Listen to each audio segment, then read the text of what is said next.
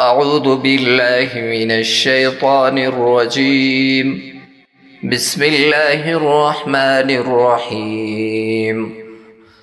ويقول الذين كفروا لولا أنزل عليه آية من ربه قل إن الله يضل من يشاء ويهدي إليه من أناب الذين آمنوا وتطمئن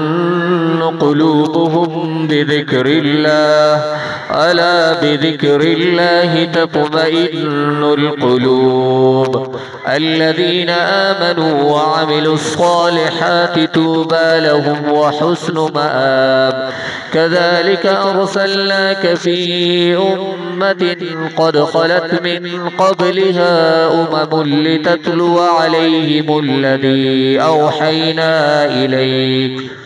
أوحينا إليك وهم يكفرون بالرحمن قل هو ربي لا إله إلا هو عليه توكلت وإليه متاب ولو أن قرآنا صيرت به الجبال أو قطعت به الأرض أو كلم به الموتى بل لله الأمر جميعا أفلم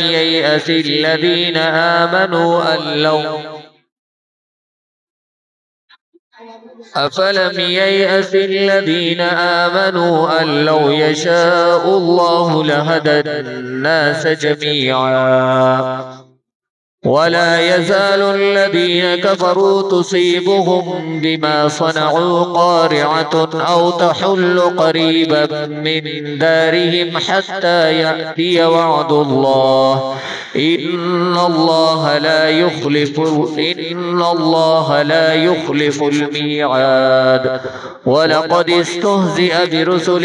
من قبلك فأمليت للذين كفروا ثم أخذتهم فكيف كان عقاب أفمن هو قائم على كل نفس بما كسبت وجعلوا لله شركاء قل سموهم أم تنبئونه بما لا يعلم في الأرض أم بظاهر من القول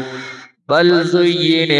زين للذين كفروا مكرهم وصدوا عن السبيل ومن